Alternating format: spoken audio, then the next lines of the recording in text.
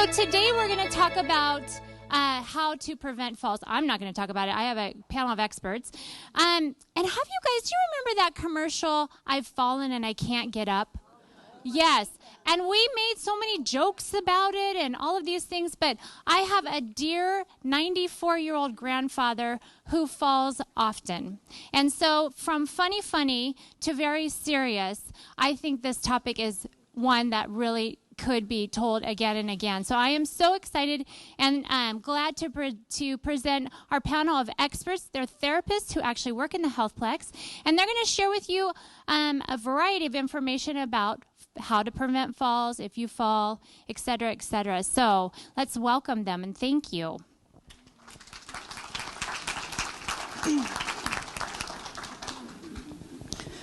I'm still on, right? Yeah, okay. Before we get started, this just came to me this morning, and I verified it with one of the therapists that I work with. Can you not hear me? Louder? Oh, I just don't have it up closer to me? I have to almost kiss it, right? Okay. Two responses when we fall. One is, and this is me, totally me, is, oh my goodness, who saw that? And I jump right up, and you know, I haven't even taken a moment to see if I can get up or if getting up might be a problem.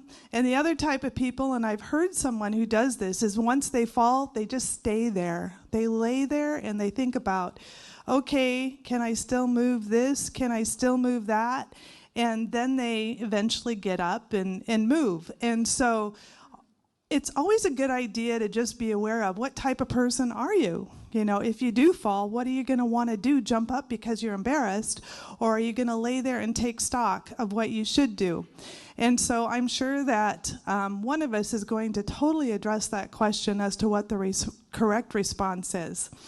My name is Deb Sappington, and I'm an occupational therapist. And I'm pleased to have the opportunity to speak to you today about falls. And the topic I'm going to be addressing is to see or not to see. And part of the reason we fall is based on those things we don't see that we trip over or don't anticipate or anticipate wrongly. But what I want you to think about first is how things have changed. Over time, change occurs. Some of these changes are more obvious than others. We move from being single to married, from a sports car to a station wagon or a minivan, from playing sports to actually observing sports, watching our grandkids play sports. And over time, there may be physical changes, sensory changes, and even cognitive changes. And all of these changes can place us at greater risk for falls. The first thing that we need to accept is, yes, things have changed. And the next is to identify what those changes are. And lastly, to think about, well, how do I have to do things differently now as compared to how I used to do them to ensure my safety and the safety of others? One of the things that I didn't let you know ahead of time is that if you could save your questions till the end, we'll make sure you have an opportunity to answer or ask your questions. Yeah, answer your questions too, that would be great. But please, if you would wait to ask your questions at the end, that would be great. So, yay! Okay, balance, what is it? I like to think of balance like a three-legged stool. And then I got to thinking, are there even three-legged stools anymore? Do they make those anymore? They used to be around. But if you cut off one of those legs of a three-legged stool, it's not very good, okay? So balance is like it in that there's a sensory system, a vestibular system, and a visual system. So if you think of each of those things being one of the legs on the stool, if we shorten one of the legs of a three-legged stool a little bit, it wobbles, okay? If we shorten two of the legs of the stool, it might actually just lean a little bit. And so when you think about balance, if you're lacking one of the 3 legs, like maybe your feet are numb, you may get up and wobble a little bit because you don't have good feeling in your feet. And if you start taking away those skills, then your potential for falls will increase. The sensory system is what and how we feel, whether it be the soles of our feet to the movements of our joints and the joints themselves. It enables us to feel the ground we walk on and how it varies from surface to surface. Changes in sensation or an inability to feel can compromise our safety, our balance, and place us at greater risk for falls. The vestibular system is located in the inner ear and helps to orient us in space. Problems with vestibular system can lead to dizziness, nausea, and make changing from one position to another difficult. And problems with vestibular system can make turning the head side to side and up and down difficult as well. Sometimes we make changes that we're not even aware we're doing.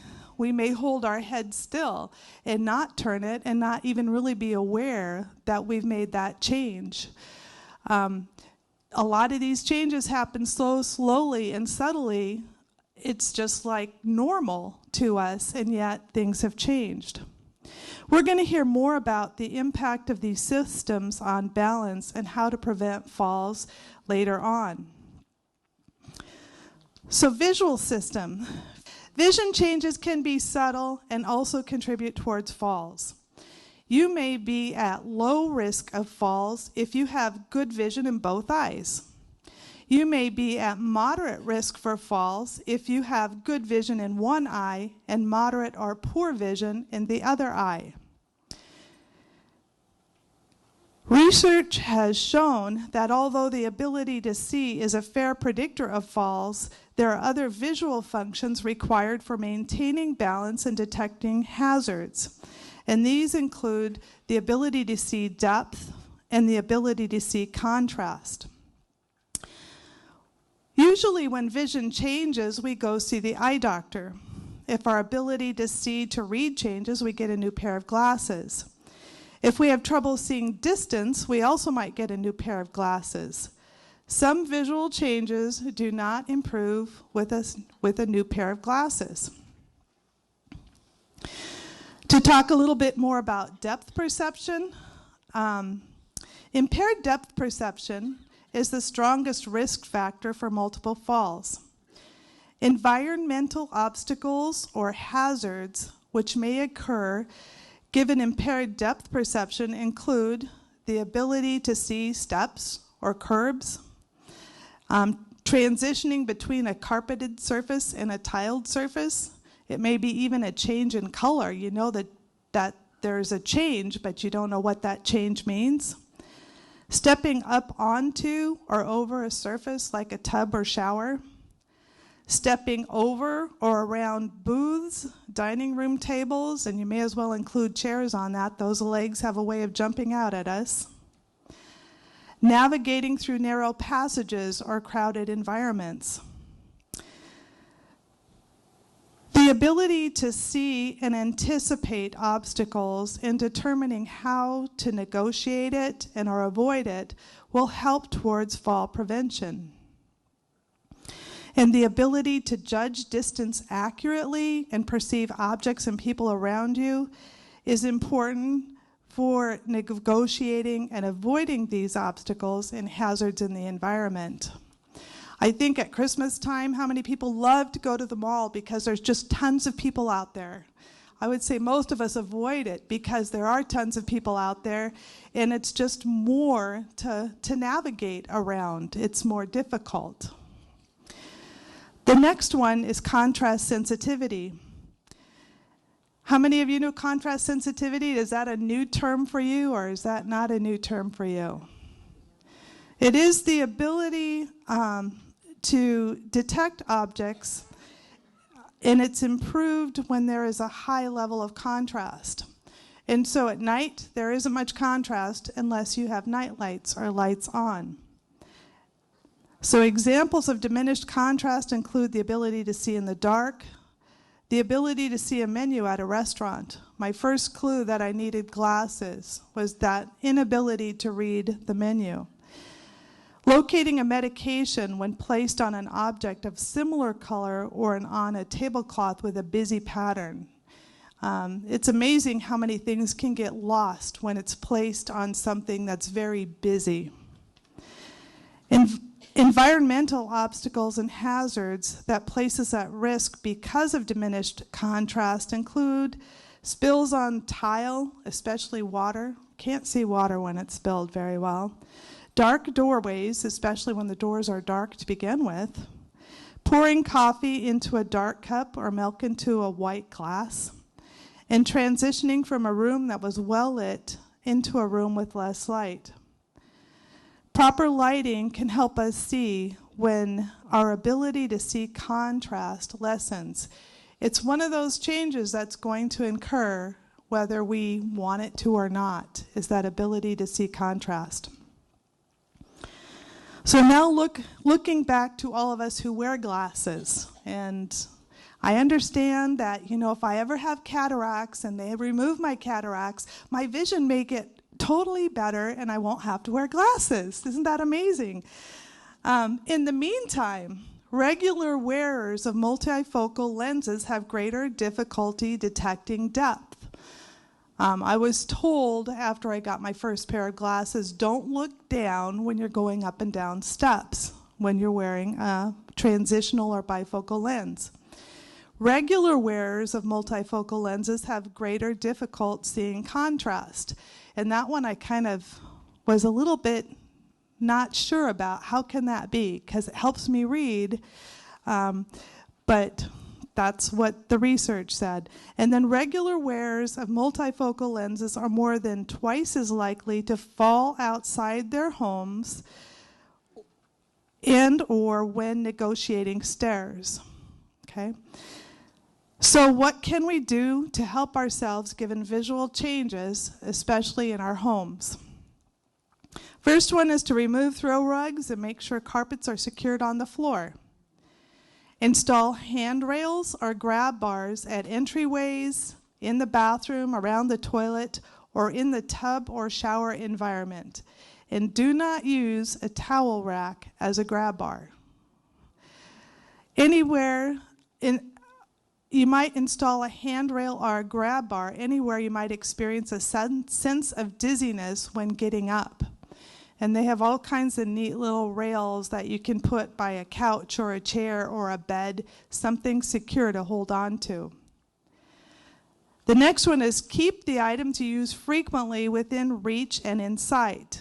But if you need to look for something in an upper cupboard or lower cupboard, by stepping back and away from that cupboard, you can see into the cupboard and see if the item you're looking for is actually in there without having to bend over.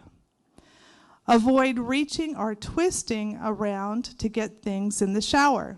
It places you at greater risk for fall, so you just want to avoid that. Do not use an unsteady step stool or any stool if there is someone available to assist you. Make sure spills are cleaned up, and you might leave a marker if necessary. So if you've spilt water on the floor and you've got to go get something to wipe it up, but you're not sure you're going to find it again, put something down to help you know it's there. And then keep a phone or other device accessible at all times to call for help. Removing clutter gives you fewer things to trip over. Removing cords that might extend into pathways. Making sure that your pathways are open and keeping pathways well lit, especially at night, including hallways, walkways, bathrooms, any place that you might be moving. And if you get up frequently at night and you're concerned for your balance, you might consider a commode by the bedside or using a disposable undergarment. Other factors to consider that may help prevent falls include participating in regular physical exercise or activity. Individuals who have stopped doing daily activities or exercise are at greater risk for falls than those who are active. Have your hearing tested. Hearing is closely associated with balance. Have your feet problems treated. Foot ulcers, bunions, hammer toes, or calluses can cause you to adjust your steps and lead to falls. Do not get in a hurry. And that's oftentimes what happens. We get in a hurry and then we trip. Think about what it is you hope to accomplish and take time to allow your body to adjust to various positions. Know your medications. Some medications place you at risk for falls, including sleeping pills, and wear shoes that provide good support. Here to address some of these factors in further detail is Paul Peterzak, who is a physical therapist.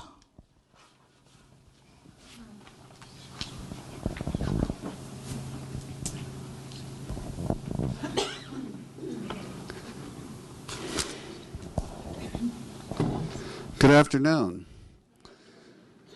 So everybody reach up and stretch a little bit. Okay, let your arms go down. Take a deep breath, breathe in, and breathe out. And then keep breathing for the rest of the time.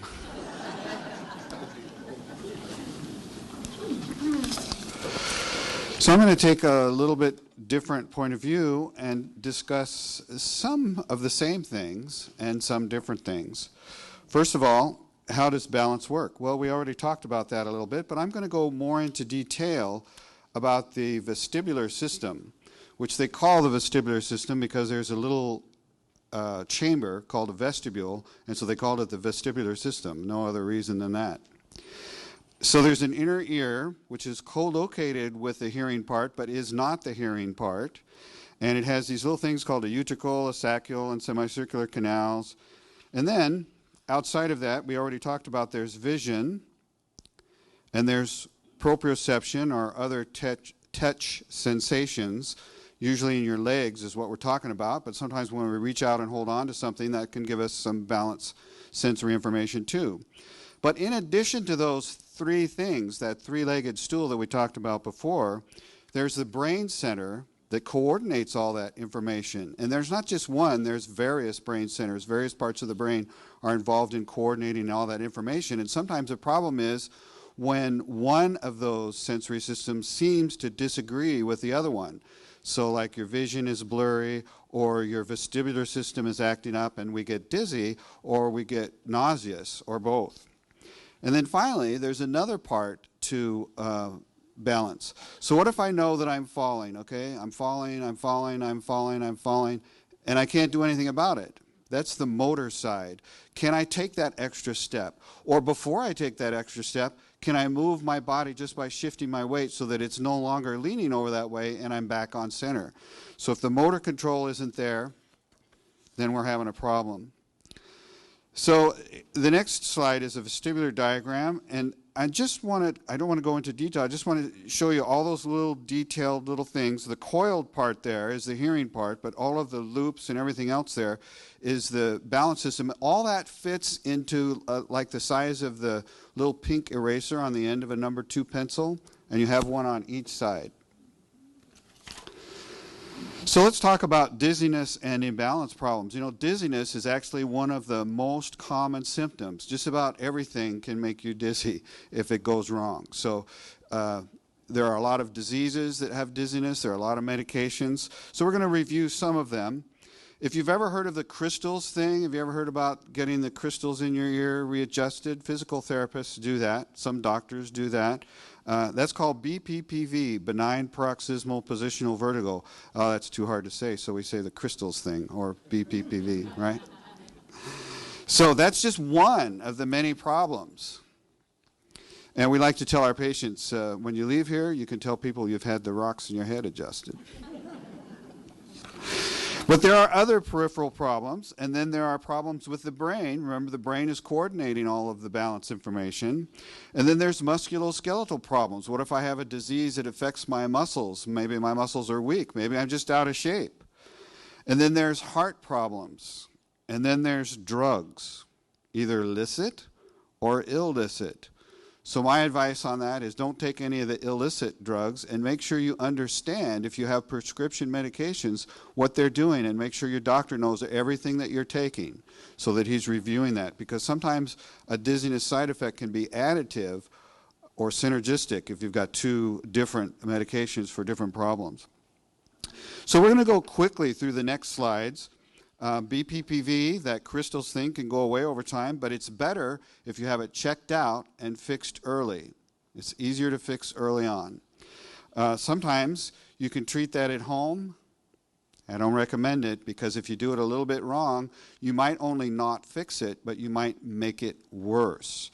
Because usually the crystals are in one of those loops that we showed on that diagram. If you do the repositioning wrong because you looked on YouTube and you didn't quite get it, it could spill into one of the other loops as well, and now you have crystals in both loops, and that's even harder to treat. Otherwise, it's usually fairly straightforward in most cases. Moving on to the next slide, peripheral vestibular. Basically anything affecting the inner ear, or sometimes a nerve on the way into the ear. And I've got a list of things there that we don't really need to go into right now, but just realize there are a lot of things that can go wrong. The treatment for that would be different. So you'd go to a physical therapist or somebody that works with this, and they would do exercises somewhat paradoxically that may make you dizzy. And you can think of it as kind of getting used to it, although it's different. There are actually physiological things that happen with that treatment. But it does take longer than usually treating for BPPV. And then the next slide shows a list of central vestibular things. So there's a whole list of horrible things there that you can get tested for. And often if you present with unexplained dizziness, you will get tested for. Like if you go to the emergency room, they may suspect you have a stroke, and they'll do tests for that. So, and if it is a stroke, that's one treatment. But if it's a vestibular problem or other central problem, then the treatments will be different. Moving on to the next slide, musculoskeletal or peripheral nerve problems. Again, down here I've put down a list of the things which really can cause problems with those musculoskeletal problems. Poor coordination or agility, poor range of motion, poor strength, muscle control or sensation. Look at the bottom bullet there. So maybe I don't have a disease, but I just have poor body mechanics. So if I walk like this, my balance is not very good. Some of us get that way just because we've lived a little bit longer than other people, and gravity has had that much longer to work on us. And some of us may have a musculoskeletal problem. You know, maybe we have low bone density or something, or Parkinson's disease, and we're in that position not by choice, but because that's the way we are. But for those of us who haven't gotten there, we should try everything we can to stay in shape and not get to that position. And a lot of the diseases that end up pushing you in that direction can be treated, like Parkinson's disease, even multiple sclerosis, osteoporosis. So it might be time to see your doctor if you find yourself not able to get out of that position. On the other hand, if you're in that position, you might want to use an assistive device for balance if necessary. Sometimes just carrying a cane for occasional use of balance, and a physical therapist and sometimes an occupational therapist can help you with that. Other problems for the next slide. So there's a whole bunch of things there, including seasickness. Has anyone ever been seasick? There's another problem called disembarking sickness, or mal de débarquement, where you get that same kind of seasickness except after you get off the boat. It's harder to treat, but it does happen. So there's a few rare things like that, but usually the problem with some of these other things like heart, lung, or circulation problems, that can be corrected sometimes with medication, or sometimes for drastic treatment, you can actually have supplemental oxygen if you're not able to get that oxygen to your brain for some physiological problem that you have. Another one is anxiety or psychological disorders. Sometimes we're just so anxious about our balance that in itself becomes kind of a problem, and we have to, we can talk about that. Sometimes psychiatric counseling can help with that, but sometimes just physical therapy and practicing can help with that. Let's look at the drugs page. So how many people recognize on there some of those things that you take? How many people see anything on that list? There's a few of us. I got a few. So sinus meds, like Actifed or Sudafed, that can be as simple as that, something that makes you a little drowsy or lightheaded or can impair your balance in that way. So this is not an exhaustive list, but there are a lot of things, and you need to know if one of those is one that you're taking. And if you get a new medication, you need to be very careful before you go drive a car, for example, or go water skiing until you know how that affects you. Okay, things to do if you have dizziness or poor balance, especially if it's a new thing, but even if you've noticed over time gradually increasing, see your doctor. And then you might end up seeing your physical therapist, your occupational therapist, or your speech-language pathologist. Stay in shape. So just don't be a couch potato. No matter how old you are, it's been shown that exercise can help. Not only with balance, but with cardiovascular, with overall fitness. It can extend your life. It can do all kinds of things for you. But, of course, I'm saying from the point of view of just balance, you need to do things like those that are on this list. And use good posture and body mechanics and safe techniques. So, if you have a dizziness problem and you drop something, so this is all the money I have in the world right here in this coin purse. Well, that's important to me, isn't it? So I'm going to pick it up. So the first thing I do is I dive down like this and I reach for that. If I have a balance problem, I have just swung my vestibular system through almost 180 degrees.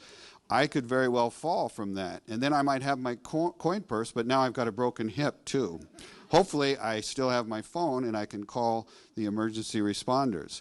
So rather than do that, I'm going to put one foot beside it, another foot back, and I'm going to lower myself gently to the floor on one knee, assuming that I have knees that can do that, because that can be a problem too, right?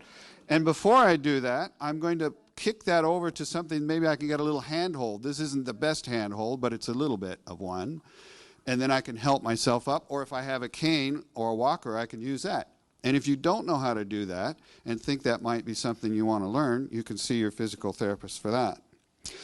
But I'm going to go on and talk about more advanced things. So we talked about some very simple things and some easy things that almost anyone can do earlier with Deb. But now I'm going to talk about things that maybe not all of you in here will do, okay? But for those of you that can, we're going to talk about stairs, ladders, and stools, reaching up, ice and snow, and into and out of a motor vehicle, briefly. First of all, though, if you're having a problem with balance, or if you're having a problem with vision, because that means you could have a problem with balance, avoid the dark.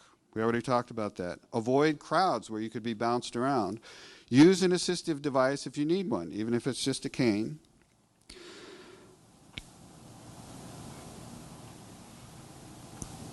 Let me ask you another question. How many people have a special pair of glasses for their computer? How many people, when they get up from their computer, still have those glasses on while they're walking around? Oh, some brave guys have told the truth here. Take those off. I'm guilty of that myself, you know. I get my computer glasses because if I use my bifocals, I'm like this.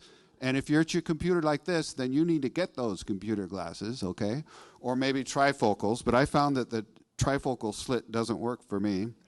So I have to take them off. And I am guilty of leaving them on sometime, but I try to take them off all the time. I try and remind myself. So you guys do the same. Don't leave them on. We're going to talk a little bit more about that kind of thing in bifocals when we get to stairs, which is coming right up. But I wanted to ask another question. I noticed that Deb said, don't grab onto the towel rack for support. She didn't go into a whole lot of detail. Does everyone know why? It's because that towel rack is put into place with a little itty-bitty, teensy-weensy, tiny set screw. It is not going to hold you. It will not hold you. Don't grab that towel rack.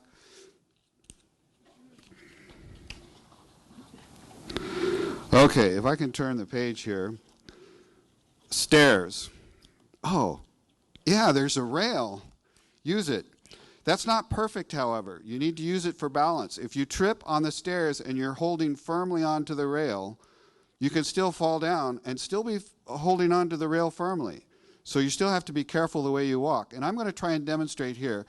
I know not all of you are going to be able to see, but I'm going to use this as a staircase. And this isn't really a good staircase either because the stairs are really broad, but I can still demonstrate. When I take a step, especially for the guys whose feet are longer than most women's feet, your toes can go over the edge. That is okay, as long as the ball of the foot is on that step. And that actually makes it a little easier to step down. And when you step down, point your toe down and pick up the next step as soon as possible, okay? Now, these steps are, like I said, really wide, so I didn't hit the toe of the step in front. But if I'm going to step down to the next one, for here, I would move forward a little bit. For regular stairs, you don't need to do that. So I would take a step and just step down, and if my foot goes so that the toes are over the edge, that's okay. Again, as long as the ball of the foot is on the step. What we really need to avoid is the lip of the step I'm on and the riser that lifts up to that step. If I catch my heel there while trying to avoid the toe of the next step, that's when I'm going to fall. Or if I catch my heel on the riser, I can twist that ankle and really hurt the ankle, and if I fall, I can break my hip or my head or my neck or something else. So the idea is I want to face straight down. I don't want to turn my feet out. I'm going to just do this just one time. Look at this knee as I step down. That is a horrible thing to ask of that knee. Do not turn out your feet and duck walk down in order to avoid the toe of the next step. You can go ahead and put your toe over the edge. Keep your feet straight.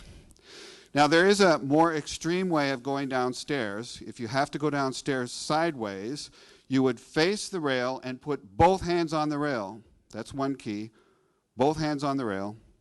You'd get right next to the edge of the step, step down, and leave room for the other foot, and never cross your feet. Most people, when they go down sideways, they take one hand on the rail, and the first thing they do is they cross their feet. Don't ever do that. So if you need more help on that, go see a physical therapist. Oh, and go slowly. Good idea. Ladders. If you're having problems with your balance, do not use a ladder. That's pretty clear, right? Make sure that the ladder is in good shape, properly adjusted. By that, I mean that it's open, like a step ladder. If those little braces are not locked, then that's not good. Don't step higher than the second highest step, and don't sit on any of the steps on the ladder. It's not for sitting, really. Okay? And preferably, if it's a 6-foot ladder, don't step on the second from the top step either. Only the third step. So that means that you're not going to go very high up that ladder. And remember what I said, if you're having trouble with your balance, ladders are not for you. Seriously. And then the thing that everybody says and everybody knows, don't reach outside the ladder. That's nuts. That's crazy. Now, watch my body. Watch my body. As I move this way, there's an equal and opposite reaction through the ground, because Einstein showed us for every action there is an equal and opposite reaction, right? So I've got friction on my feet, and guess what? The ground is solid, right? What about the ladder? No. As I go this way, the ladder goes that way. Now I thought I was reaching out to here, but because the ladder is now over there, I'm really reaching out here. Don't do that. Move slowly and carefully. Get somebody else to fix your roof, okay? Okay, stools. So if you don't qualify to use a ladder, you might qualify to use a stool, but again, be very careful, okay? Very extremely careful. Make sure it's in good condition, that it's not, wobbly. Step in the center. Don't step on the edge. Your foot should go fully on the stool. Unlike a ladder, where the ladder is limited foot room, you should use the whole stool to step on. And again, don't reach outside the base of support. And really, don't reach above eye level, okay? So if I'm on the ground, for many of us, if we have a balance problem, even this is a problem, okay? And we're going to talk about that in a minute. But especially on a stool, don't do that. So if you step on a stool, let's pretend this is a stool, okay? I should still be kind of at eye level, not reaching overhead. Because I can't take that step back to keep my balance. I can't do that. There isn't any. It's air there. So if I put my foot behind me, there's nothing there to help me on a stool. So now let's talk about just reaching up. Again, respect your balance capabilities and limitations. Get help if you need it. Get somebody else to reach that top shelf, okay? Use a stool if you're able to and only if needed, and reach up to a comfortable level. And here's a big key. Only get something that you can handle. Don't get that big box that's 2 times as big as you are that's going to come crashing down on top of your head, and then both of you are going to fall over, and your mom's going to come in and say, "You broke all the china. What did you do that for?" Okay, keep one foot back for a little spring. This is the thing you can't do with a stool. So I'm going to get on the top here and show you. I just put a little foot back there with the heel raised, and now as I reach up, I've got a little bit of balance control. Can you see that? Whereas if I overbalance this way, I got nothing unless I take a step. And it's very hard to take a step backwards once you're falling because your heel now is digging into the ground. So I have to lift my knee up in front of me and put it back. I exaggerated a little bit, but that's what you have to do. Don't back up. Turn to the side. In and out of a motor vehicle. For most cars, have your backside face the chair after the door is open and sit in, then swing your legs in. Get out the same way. It's a little different with a pickup truck. And if you need help with that, I can talk about that later. Ice and snow. What's the first bullet? Avoid it. There's usually more traction with snow than with ice. And with ice, you should avoid any kind of an incline, which this is an incline, okay? Very little. Take slow, small steps and don't look around. The reason you don't look around is because as soon as I look around, there's an equal and opposite motion, right? For every motion, there's an equal and opposite motion. That motion is going to be down at your feet. As I twist this way, my feet will twist that way. If there's no friction, that's what ice is, no friction, then your feet will slip when you do that. Try to step straight down to minimize the forces. So I'm going to take a very small step and try to step straight down because I want to avoid that shear force. Normally when we walk, there's always a shear force, but friction holds that foot in place. It holds this foot in place as I step on it until I get over it, and then as I push forward, I use the friction to push my body forward. If there's no friction, that's ice. Then I'm going to fall. Try not to carry anything in your hands, and those little traction devices or big lugged boots will not help you with ice. They won't help. That's not going to help. You're going to slip. Snow, they might help with snow. Again, avoid if possible, but if you're on a walkway and the walkway is all iced up and the grass beside it is full of snow, probably better to walk on the snow. But remember, it's best not to go out like that, okay? Don't go out when it's like that. Now, if you're talking about, you're out visiting the kids and they live up a hill and it's snowy and everything and you're in good shape and you want to learn how to kick snow, find out how to do that. If your balance is good, there are techniques to use in the snow. But that's a little outside of our scope here. All right, I think I'm done. I will be followed by Ashley Stegeman, and she is a great speech-language pathologist with experience in treating people with concussion and post-concussion. Good afternoon. So now that we've spent all that time talking about not falling, what do you do if you do fall? Because chances are good that it might happen for anyone. So as Deb was talking earlier, what kind of a person would you be? What kind of reaction would you have if you were to fall? Would you try and snap back up or sit there and take stock? Take stock. That's the correct answer. So if you fall, don't just try and pop back up. Take a second. Figure out what happened. take stock if there's any injuries, any damage that's been done. Start from your toes, flex, move, see what's going on. Slowly start to get up, because as Paul was talking about with the shift, getting up, getting down, your balance might get thrown off and you could fall again. So it just nice and slow. Slow and steady wins the race, right? And let someone know that you have fallen. And we'll kind of talk a little bit later why that's important. And you might be wondering, okay, speech pathologist, why is she here talking about falls? Well, what's something that could happen if you fall? You could hit your head. Before I touch on that, this is a handout that Corey was passing out when you first walked in. These are some different options of things that are available to help with safety if you do fall. That Paul talked about having a phone on you so that you could call. These are just some different systems that are out there that you might be interested in checking out in case something were to happen, or if you know someone who is falling, help get those things in line for them. So, yes, I am here to talk about concussions. What is it? It's all the buzz right now with sports. Falling can cause a concussion also. It's a type of traumatic brain injury. Now, that's a big word. A lot of times, it's mild. If you have a mild concussion, it is like a brain injury. It can be caused by a bump or a blow to your head. It can't be seen. Someone could have a concussion without having an actual bump on your head or a cut, anything like that. It happens when your brain sloshes around and is injured. Sometimes the signs can show up right away. Sometimes they don't show up for a couple days or a couple weeks later. And in the elderly, falling can cause, a simple small fall can cause a major injury.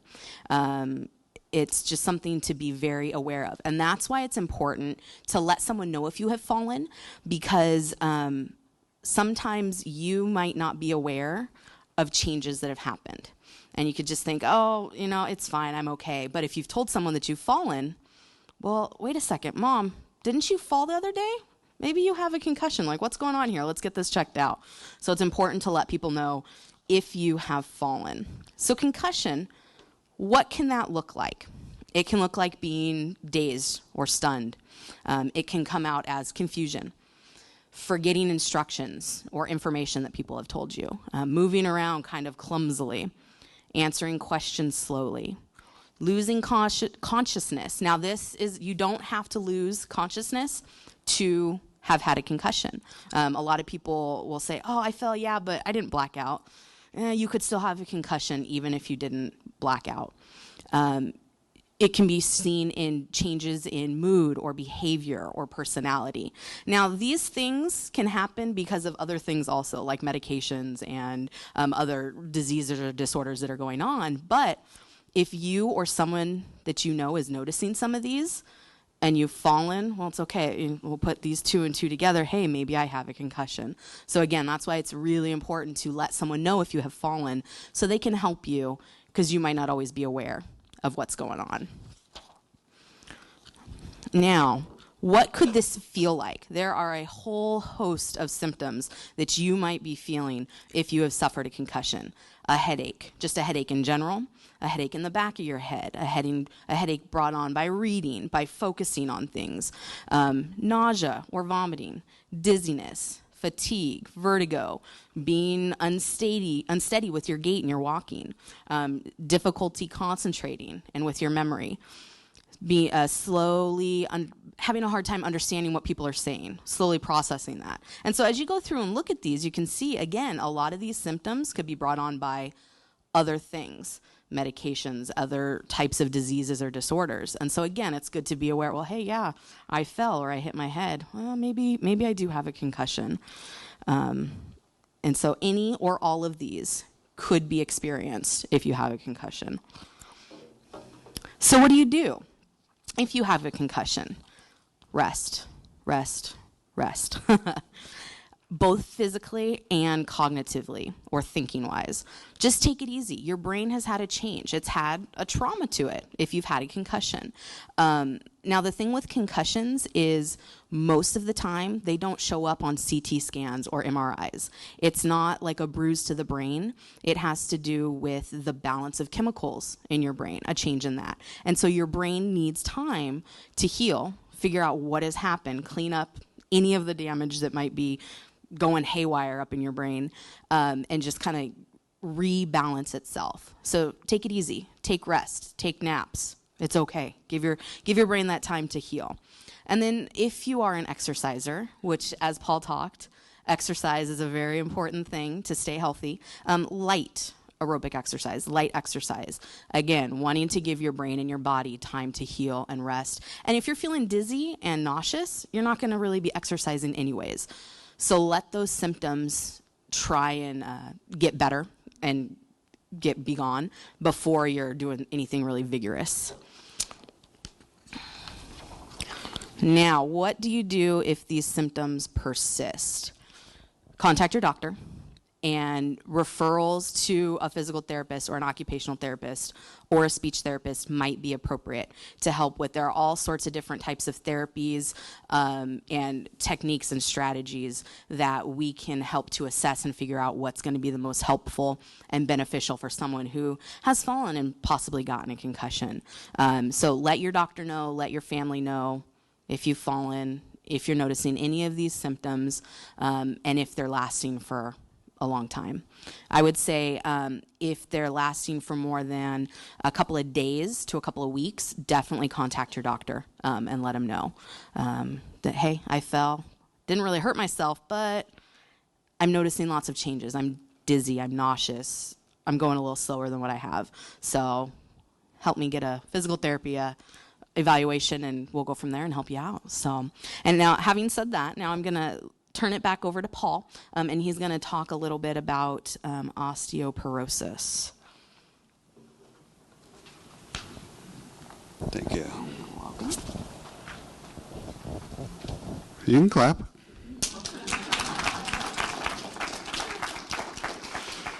Okay, so just one little reminder about some of the things I said previously. So when you're we talked about the computer glasses and taking them off, but I wanted to mention one other thing.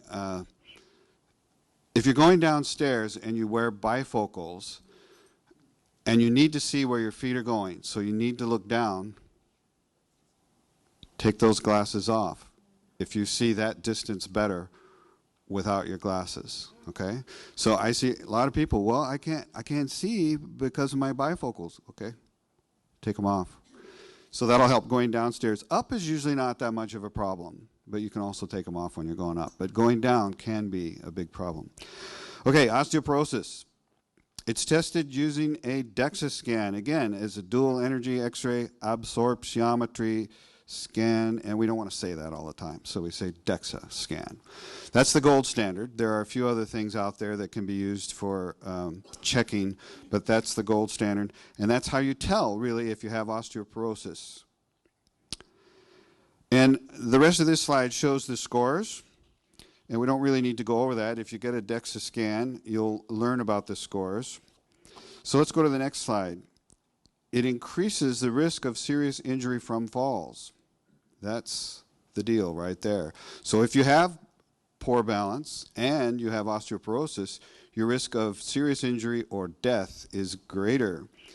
How many people have it? Lots and lots and lots. 54 million adults in the U.S. out of about 320 million. That's a lot.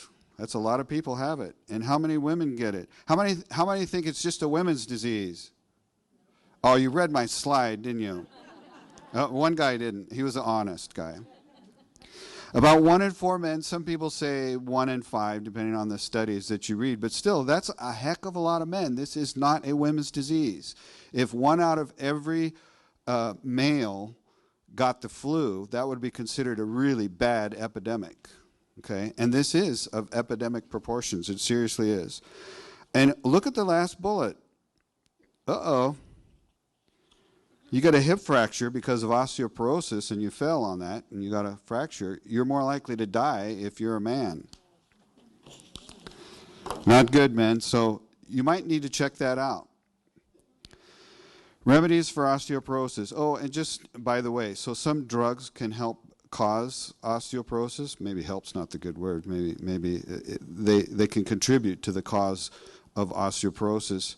And so if you're on certain drugs, you need to be more careful and get a DEXA scan. Okay, so if you have osteoporosis, get medication if appropriate. See your doctor for that. Get calcium and appropriate vitamin D. You know, here in the high latitudes, we don't make our own vitamin D as well during most of the year because it takes sunlight to make vitamin D naturally. And plus we use sunscreen. And plus as we get older, that mechanism doesn't work as well. So you may need vitamin D. And there have been a lot of talks about how vitamin D is healthy otherwise for many reasons. So that might be appropriate. And then weight-bearing exercise. Weight-bearing, this isn't lifting weights, which can be helpful in some ways, but I'm talking about walking or doing step exercise if that's appropriate for you and not if it's not appropriate for you. But being on your feet can help along with those other two things. And now it is my pleasure to open the field for questions, of which my two companions here will answer most of. In the back. So the question is, she's heard before that if you break your hip, you're likely to die. Why is that? Well, you know, hip replacement surgeries now are quite good, okay? And they can put you back together pretty well, assuming everything is straightforward. But there are all kinds of complications that can occur with any surgery and with any injury. If you break your hip and cut a large vein on a sharp piece of bone, the EMTs are not going to get you to the hospital fast enough. So there's a certain number of people who die before they get to the hospital. And then any complication that arises from the surgery, such as, for example, if you do have osteoporosis, maybe they have trouble fitting the parts of the artificial hip in there, okay? If it's an artificial hip, or if it's a plate and they can plate the bone, maybe they start screwing those screws in and the bone doesn't hold it. Okay, or maybe you're an elderly person and you're already on a lot of medications, and after recovering from the hip surgery, you never just quite get things back together again. Okay, so it can be life-changing without death as well. Maybe you're always going to limp on that side. Maybe you're lucky and they put it together and you're not going to limp. But, you know, all kinds of things can happen, unfortunately. It's just like if you get a knock on the head, you might be okay, or you might have a concussion and then suffer from post-concussion syndrome.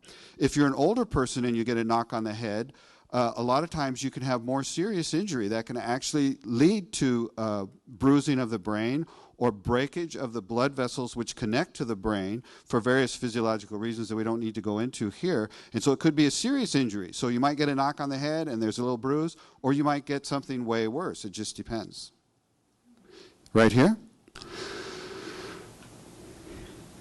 Deb? Do you want to, or do you want me to do it? Okay, so what kind of shoes to help with your balance for an elderly person? I'll take it. Go ahead. Go for it. Okay, so are you looking? Watch closely. This kind.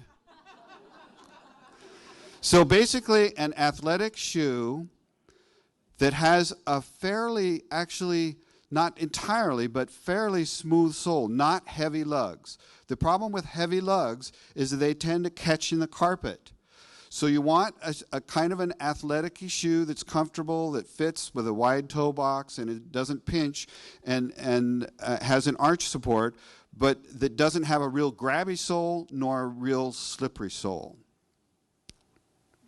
So, avoid the shoes with the deep, cushiony kinds of things because it impairs some of the feet. Yes, so if you have peripheral neuropathy or any other kind of problem with impaired sensation, you don't want real cushiony shoes. You want something that'll help you feel the surface a little bit better. Yes? Okay, are you ready for this? N-O. No sale on that. No flip-flops.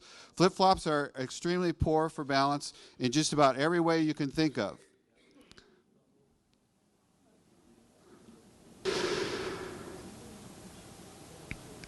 Okay, basically, which drugs contribute to osteoporosis? Any kind of steroid, a lot of chemotherapy drugs, and some others. More than that detail, I'm not prepared to give you right now. There's a list of them out there, and you can Google that. You can Google that. Is bicycling, the treatment of recumbent bicycling considered weight-bearing for long periods of time? Is bicycling considered weight-bearing? Sadly, no. It's good exercise, can be great cardiovascular, cardiopulmonary, but no. Oh, good point. So Deb brought out, so there's sometimes a compromise that we have to use. Bicycling could be easier on the joints than some other kinds of exercises that are good for osteoporosis, such as step work. So working on a step, can be real good for weight bearing and can be good for osteoporosis, but might not be good for your joints. So it might be a compromise that you could do for fitness, and it's good for your muscles. On the other hand, you also have to be careful. Certain bicycles can be hard on your knees if you have a knee problem. So it really depends on your individual situation. And that's why it'd be good to see your doctor or a therapist. Okay, one more question right there.